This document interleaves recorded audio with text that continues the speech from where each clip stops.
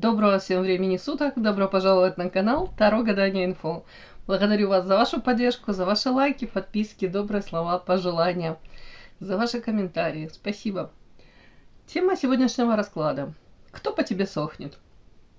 Смотрим, внимательно слушаем, думаем и помним, что вне зависимости от кого бы то ни было или чего бы то ни было, в том числе от результатов этого расклада, помним, девочки, что результат и расклад у нас общий.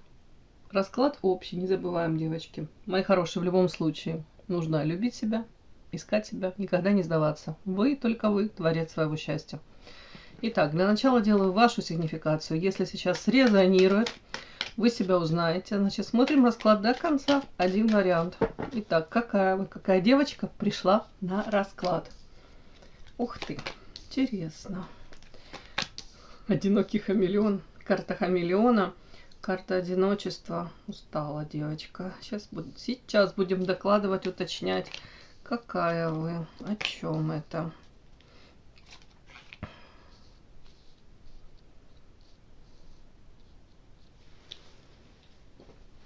Итак. Дополняем, уточняем.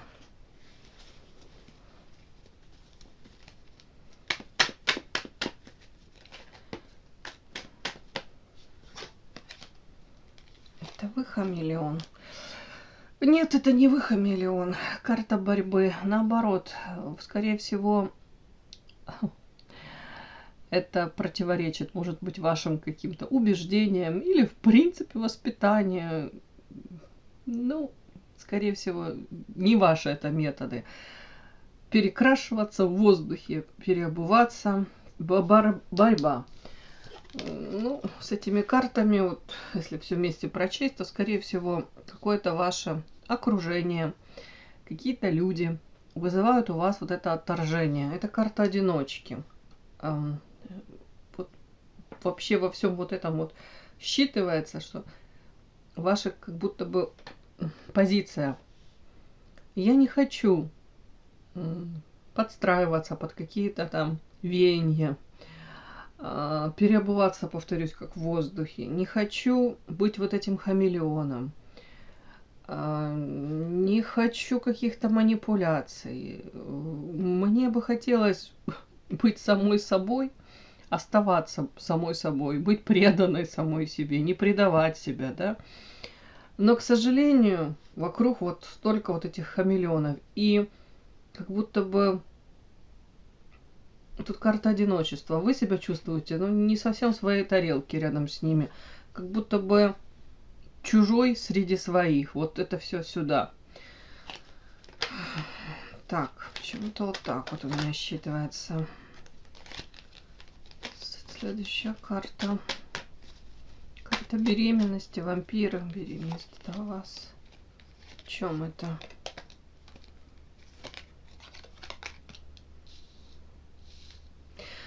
Ну, давайте я не буду сюда там мужчин приплетать, да. Мужчины, женщины, неважно. Как будто бы вы начинаете общаться, входить в какие-то там, в коммуникации, коммуницировать. Вроде бы отношения начинают развиваться. Может быть, даже вы считаете, что вы там с этими людьми наладили контакт, подружились. А тут потом такой подарочек вместо каких-то гармоничных взаимоотношений. Тут вот злобный клоун выскакивает из этого подарочка. Тут карта вампиры. Вы сталкиваетесь с каким-то потребительством, с попытками вас использовать, с неискренностью с какой-то. Карта змея это в данном случае и лабиринт. В контексте этого всего это как будто бы подозреваете двойные стандарты, подозреваете то, что люди не совсем могут искренне там вам улыбаться, с вами общаться, за спиной могут про вас какие-то там рассказывать небылицы, гадости.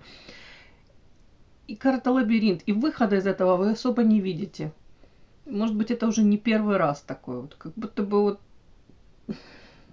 вы к людям стараетесь нормально, а в ответ очень малое количество людей, которые с вами точно так же себя проявляют.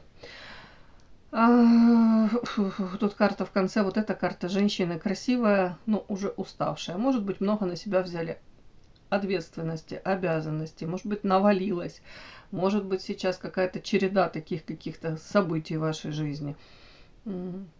Как минимум тут режим сна нужно восстановить, как минимум дать себе отдых, перезагрузить себя, да. А сама по себе при этом очень яркая, харизматичная, позитивная, сама по себе. Тут карта музы, еще женщина, которая у мужчинах зажигает вот это вот желание. Ну, вы сами по себе вдохновляете мужчин, да, но и в мужчинах вы как воодушевляете их, да, сподвигаете на какие-то там мини или большие подвиги. Привлекательная. Тут, в принципе, такая в идеале, да, вы, когда вы в ресурсном состоянии, тут женщина, в принципе, энергетически наполненная. И рядом с вами, вот, не зря тут рядом вампирчики, в принципе, рядом с вами люди любят быть. Да, вы позитивная, вы поддержите, вы такая вся.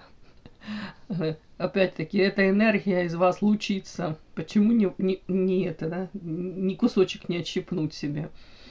Как будто бы вы уже не первый раз сталкиваетесь. Вот эта карта беременность в данном случае, вот тут она мне так хочется считать.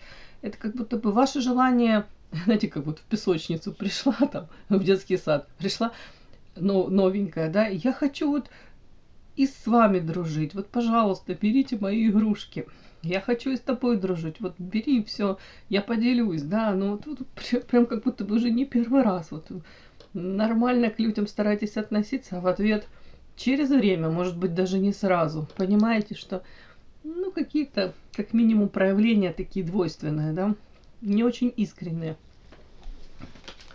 Почему-то мне такая идет ваша сигнификация сейчас. Подпишись на канал и поставь лайк. Итак, кто же по тебе сохнет?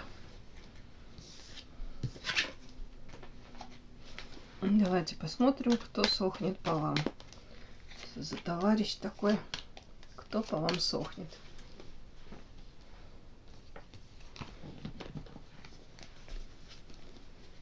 Кто сохнет по вам?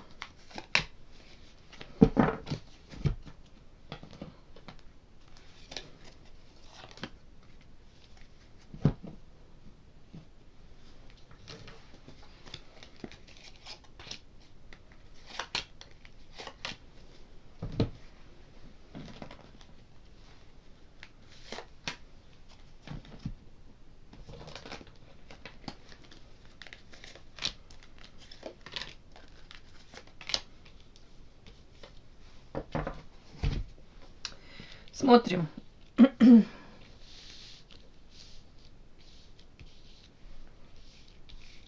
Так, смотрим. Кто сохнет по вам? Страстный какой-то. Печальки. Товарищ.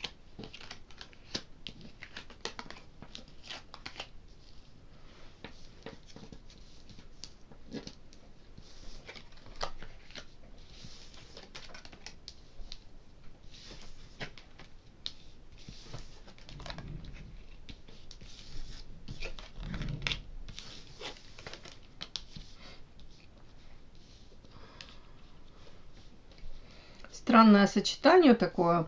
Тут первая карта переход на новый уровень. Вот как тут мне показано. Судя по всему, мужчина то ли находится в большом женском коллективе, то ли вокруг него какой-то движ такой, он востребован очень, ну, как будто бы... Вообще, конечно, я язва язвенная, мне так хочется это прочесть. У мужчин был довольно-таки большой опыт общения с женщинами, может быть прям большое количество, да, вот этих романов каких-то там, да, сексуальных связей. Но тут какой-то переход, скорее всего, от количества к качеству сейчас проходит. Мне так кажется. Тут мужчина мог менять женщин как перчатки, да, знаете, вот эти романы какие-то быстрые. Но тут карта потери. Скорее всего, как знаете, с какой-то женщиной один из сценариев, который он там проворачивал, тут то ли он не в полной мере проигрался, то ли как-то все пошло не так. Тут почему-то показана история, что, может быть, была череда этих женщин, ну, кайфовал товарищ, там особо не задумывался. Но вот эта карта мне говорит о том, что это как кармический урок. В его жизнь пришла женщина, но он ее потерял. Потерял в плане взаимоотношений. Тут взаимодействие. Тут печаль, страсть. Но на ментальном плане он ее не может отпустить. Она присутствует в его жизни. Может быть, там женщин в нынешней жизни там он сравнивает с этой женщиной. Но, скорее всего, тут и женщина также, он как призрак находится, в общем, как в голове у этой женщины. Он тоже как не уходит из ее головы. Тут история эта с двух сторон проигрывается. То есть это карта потери. Видите, женщина поддерживает фантом мужчины, а мужчина тут вцепился как в шею этой женщине. У женщины могут быть и другие уже взаимоотношения, точно так же и у этого мужчины могут быть другие взаимоотношения, но ментально они друг друга держат. Так, вокруг этого мужчины, вообще вокруг его, может быть, личной жизни очень много сплетен. Любое его взаимодействие с какими-то женщинами, ну, вообще вызывает какие-то тут пересуды, разговоры. Это мне очень похоже, то ли мужчина в каком-то действительно женском коллективе находится, то ли таким является, знаете, социально вкусным продуктом, интересным, лакомым кусочком для многих женщин. Поэтому его как рассматривают, его какие-то проявления к одной женщине, ко второй. Такое. Но это ему доставляет, кстати, печаль. Печаль, я не знаю. У кого-то печаль доставляет воспоминания об этой женщине, о взаимодействии с ней. Как будто бы, повторюсь, пошло что-то не так, как он то ли планировал, то ли в идеале он хотел бы. Этот мужчина сам по себе карта страсть, страстный. Девочки, что выходит, то сочетание тут такое. По Иерофанту я все-таки буду тут говорить, он кто-то не свободен, женат, но при этом первая карта идет интрижек, то есть, ну, как минимум в прошлом, вот эти вот же, как минимум параллельно могло быть у него и интрижки тут какие-то на работе, страстные романы на одну ночь там, да. Ну и карта Иерофанта параллельно идет семья. При этом я не удивлюсь, если семья, жена, на тот момент жена или сейчас жена, это у всех по-разному, но она могла об этом узнать, и тут прям могло как предательство. Пятерка воздуха – это предательство. Проиграться, ее реакция такая. В свою очередь, она, кстати, могла даже этому мужчине после вот этого озвученного предательства, она могла даже, ну, как скажем так, наверное, предъявлять претензии, да, ради него она могла тут пойти на какие-то жертвы в свое время, стать удобной, стараться, может быть, заслужить его там любовь, приспосабливалась к его каким-то, может быть, там желаниям, потребностям, да, в свою очередь ломая себя. И в ответ она получила это предательство. Вот тут вот у кого-то прям так проиграется. В любом случае для него, как бы там ни было, очень важно держать вот это вот лицо, фасад. Для многих он является вот таким вот, ну, правильным, да, может быть, даже как, может, как семьянин. Тут общественное мнение для него имеет значение. Так, луна, развилка. Тут как будто бы мужчины какие-то качели. Вполне возможно, сейчас он старается идти в ногу со временем, в новое что-то, какие-то новые проекты. Но такое ощущение, как будто бы с одной стороны старается, а с другой стороны его, как в прошлое, все равно что-то вот тянет, что-то непроработанное. Тут луна, девочки, тут у кого-то могут быть зависимости, у кого-то проблемы со здоровьем, у кого-то так и не решил он для себя внутри карта развилка. А с одной стороны, дельфин, я тут буду считывать это как что-то новое, прекрасное, у него и варианты есть. Я не буду тут говорить, это женщинами варианты или в принципе, как будто бы по жизни, в принципе, у него есть варианты. Там, в бизнесе, в работе. А с другой стороны, ну, как многие, да, из нас, сами в себе вредим. Тут по Луне, повторюсь, у него могут быть какие-то, у кого-то зависимости, у кого-то это из прошлого история, карта развилка. Не отпустил он еще, не отпустил тут у кого-то воспоминания о какой-то женщине, и как будто бы топчется, топчется на этой развилке до конца. Вроде бы понимает, как он должен, да, тут противоречие. С одной стороны, должен, хочу. Ну и тут у мужчины на самом деле такой рациональный склад ума. Тут вообще как будто для него не особо характерно там долго переживать по поводу каких-то вот там любовных историй, да. Но тут вот что-то не отпускают его. Тут как конфликт внутренний у него. Так, развилка это о чем?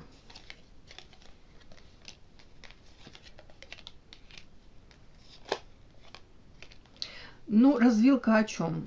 Какая-то жизнь его уже налаженная, придумал он себе уже какой-то сценарий этой жизни. А параллельно с этим карта жадность, да, с одной стороны, это если какая-то зона комфорта есть, да, уже чуть налаженный быт там, не готов он с этим распрощаться, да, он может действительно много сил, энергии вкладывать в это.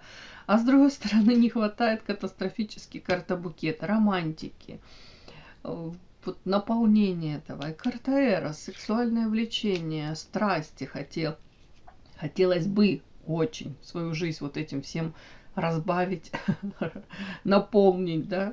Тут вот поэтому развилка, поэтому хочется то ли умным, то ли красивым. Ладно, шучу.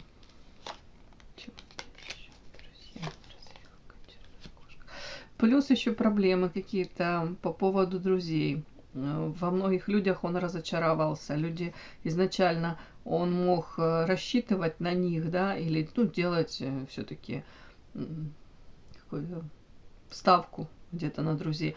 А тут многие проявились, может, в каких-то интересных, да, моментах по черной кошке. Он увидел их сущность, увидел тут собака, тут кошка, да, интересно звучит. Но ну, в данном случае это как черная кошечка, то есть они его неприятно удивили.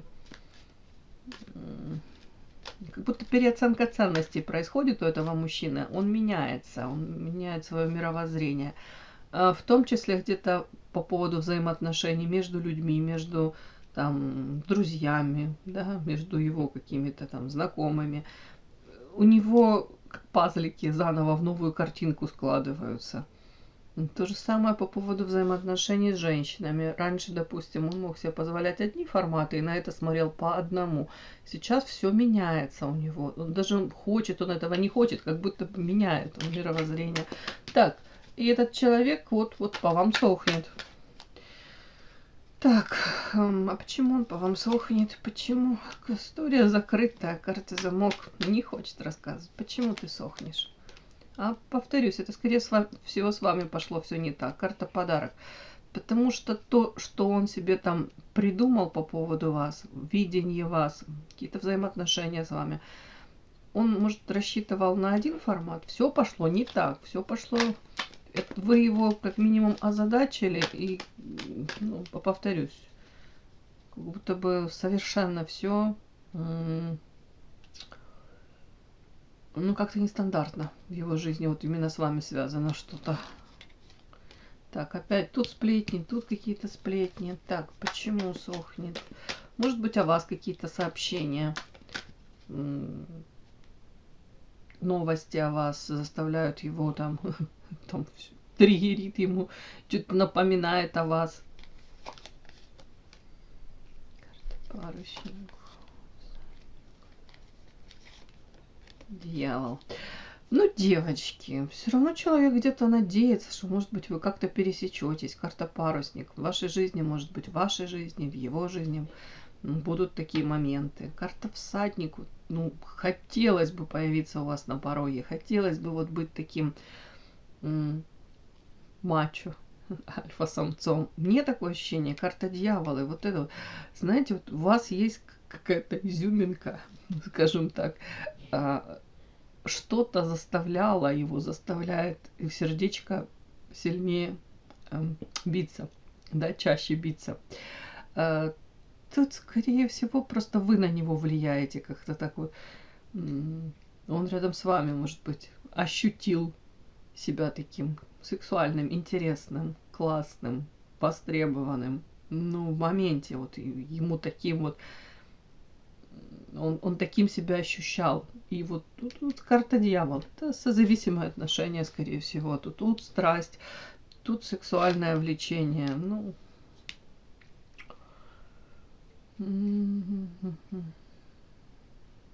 зависимость. Где-то, может быть, он и не хотел бы все это испытывать, но он это испытывает. Все, девочки, такой у меня расклад. И да, не забудьте подписаться, кто еще не подписан. Подписка, лайк, колокольчик, можно комментарий. Ну а те, кто уже подписаны и все это делают, большое вам спасибо, умнички.